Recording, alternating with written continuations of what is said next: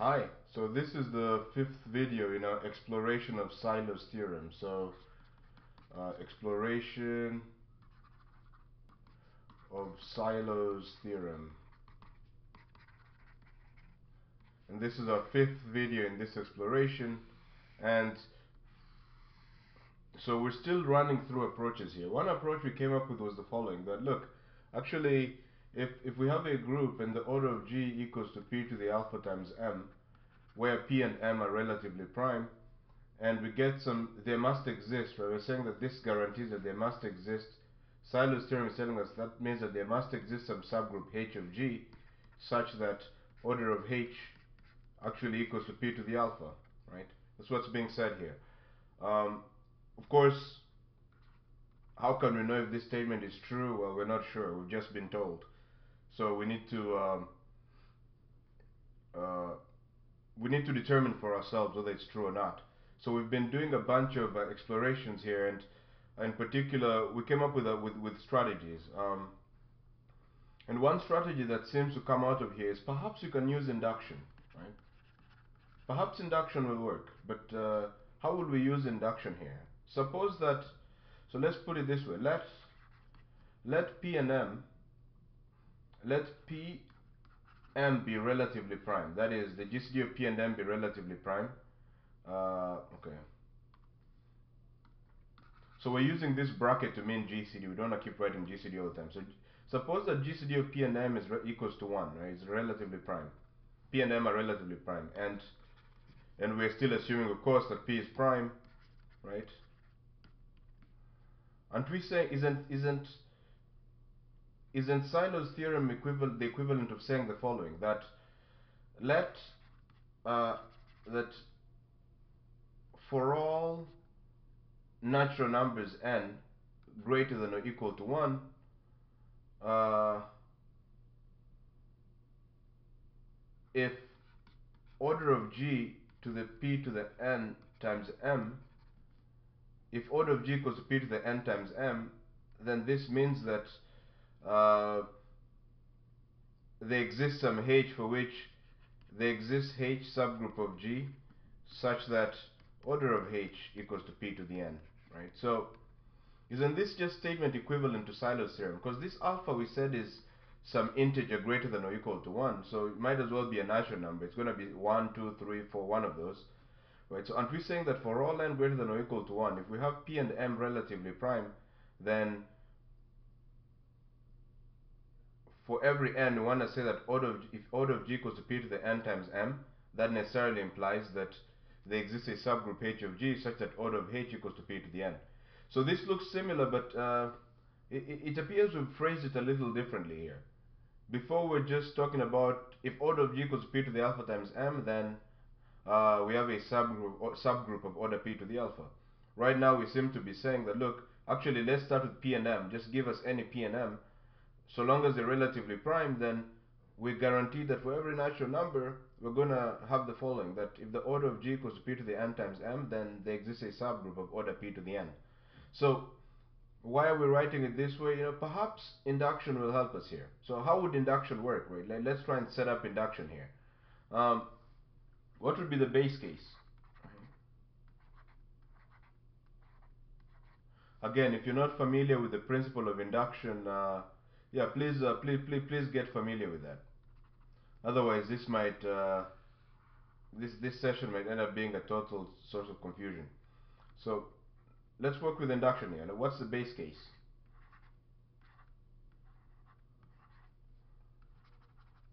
Right, so are we starting from n equals to 1? So can we say the following, that look,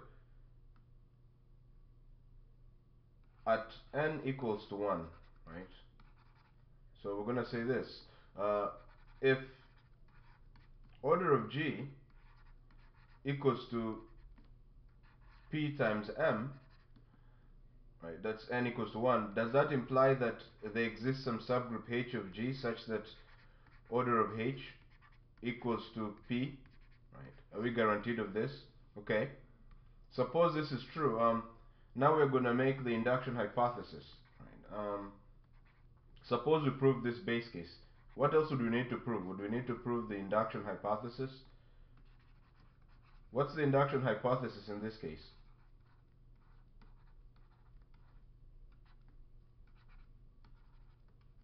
Okay.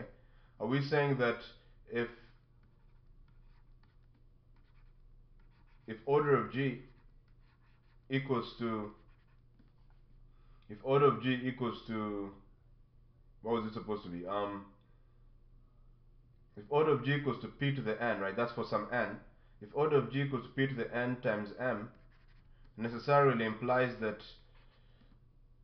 there exists some h such that these h's don't have to be similar. We just don't want to keep writing different letters. But suppose it's true that for if order of G equals to P to the n times m, then this implies that forever there exists an h such that h subgroup of G such that order of h equals to P to the n.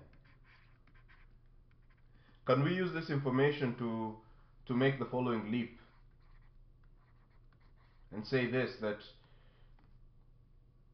if the induction hypothesis is true, can we say that for any group G, if order of G equals to P to the n plus 1 times m, does that imply that order of H equals, there exists a subgroup H of G such that order of H equals to P to the n plus 1, right? Is a statement, right? Isn't that what induction would tell us? Well, how can we determine if this is a viable strategy or not, this whole induction strategy? Well, suppose we check the base case, right? What if it turns out that the base case isn't even true? If the base case isn't true, why the heck would we proceed? Well, if we can't prove that the base case is always true, why is this method going to be of any value to us? So let's check the base case, right? So suppose indeed that we have a group and that the order of the group equals to p times m, okay? Why does that necessarily imply that there exists some subgroup h of G such that order of h equals to p, right? How do we know that this is always true?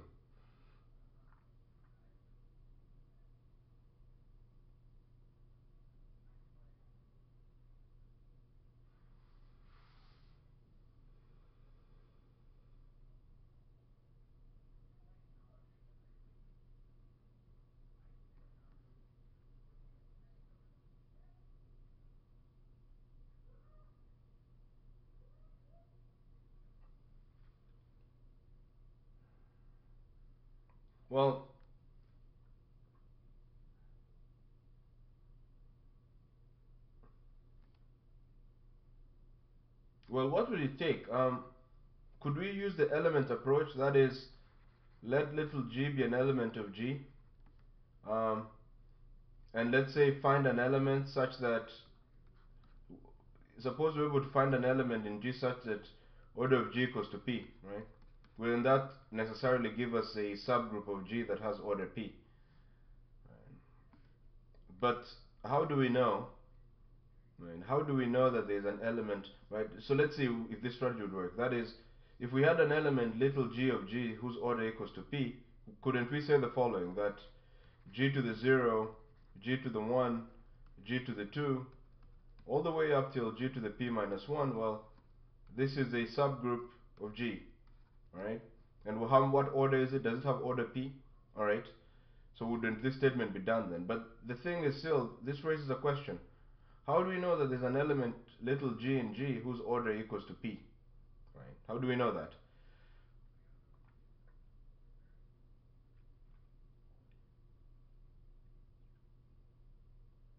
Maybe contradiction? Suppose suppose that suppose that it's not true. That is, suppose that for all little g in big G, it's true that order of G does not equal to P. Okay? Suppose that's true.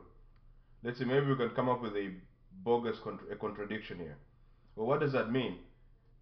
Doesn't Lagrange's theorem tell us that for every element of the group, the order of the group must divide, the order of the element must divide the order of the group? So aren't we saying that order of G must divide P times M? Okay? If order of G doesn't divide P, and order of G divides P times M, are we saying that the order of G then, obviously here we're saying that we're thinking of G as non-identity, right? So obviously for the identity element, right, we have a contradiction already, because for the identity element, the order of the identity element is 1, isn't it? And doesn't 1 divide P? So here again we're talking about non-identity elements G of the group. So if order of G, if G is non-identity, G does not equal to the identity, okay? If order of G divides P to the M, and order of G does not divide P, aren't we saying that order of G divides M? Okay, but why does the fact that order of G divides M lead us to some sort of contradiction?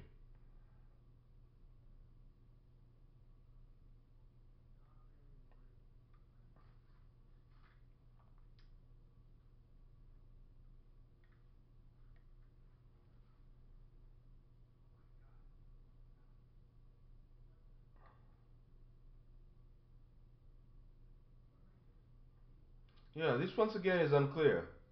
Unclear. Why does the fact that the order of G divides M lead to a contradiction? Right? We don't know. Um, okay, what has to be true if order of G divides M?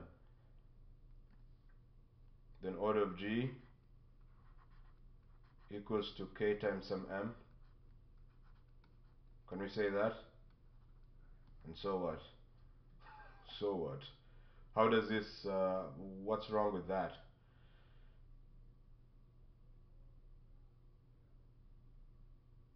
Alright, alright. So, perhaps contradiction is not going to help us. Finding an element of order P may not be the right strategy to take. Um, but is there some other way we can prove this base case? That if the order of G equals to P times M, then there exists a subgroup H of G, such that order of H equals to P, right? Could we at least prove this simple case? Perhaps not by induction, but perhaps by some other means.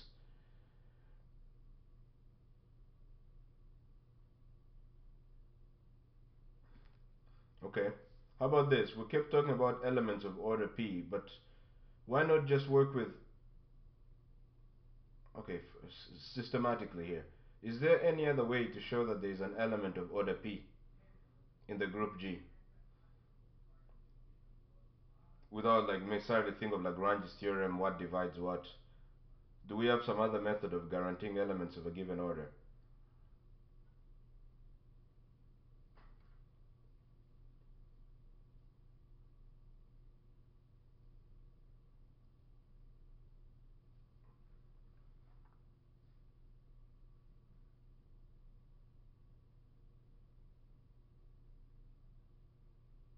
Of course, if M were equal to 1, wouldn't we have guaranteed at least a subgroup, namely the group itself? Okay, M equals to 1 is a special case, but what if M does not equal to 1? What do we do then? Alright, so again, this strategy doesn't seem promising in terms of at least finding an element of order P. So how else can we prove that there is a subgroup of order P? Right. Right. Okay, let's try perhaps another contradiction here. Suppose instead that order of G equals to P times M, but, right, but our conclusion is not true. That is, but for all H subgroup of G, um, order of H does not equal to P. Okay, alright. Now let's suppose this is true instead, because at least for the base case would have to tell us that, look, when order of G equals to P times M, there has to be at least one. So all of them cannot have a cardinality not equal to P. But so how can we show that this can't happen, that these two statements can't be true, that a contradiction occurs? Right. So what would it mean to say that for every subgroup, the order of H does not equal to P?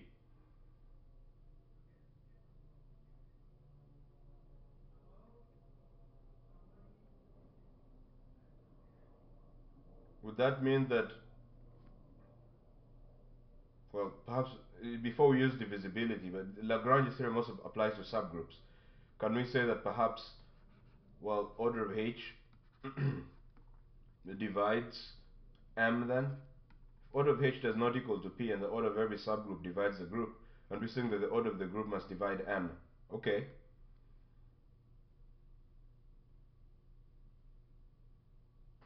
So once again, well, why is this a problem?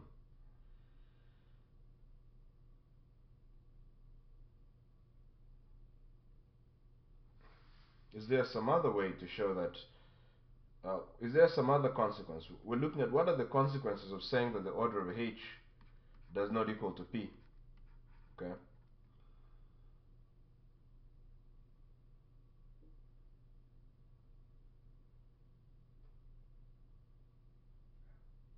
Okay, if the order of H does not equal to P, well, we haven't covered isomorphisms yet. And we're not sure if this will help us.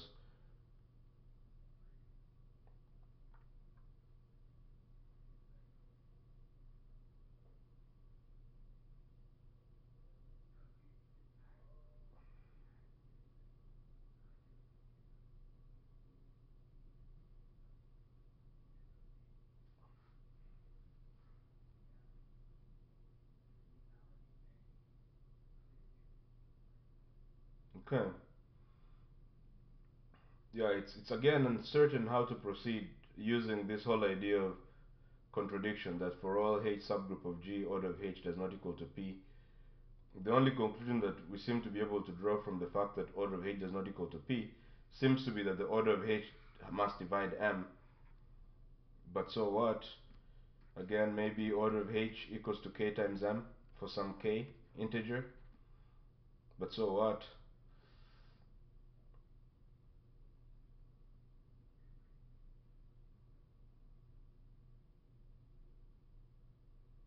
Oh, sorry. It's the other way around, isn't it? That a K times order of H has to equal to some M.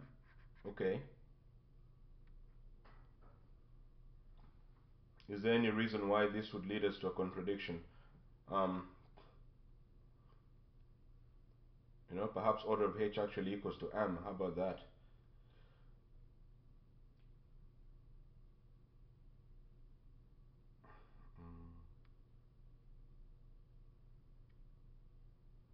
Is there some other consequence of saying that the order of H does not equal to P?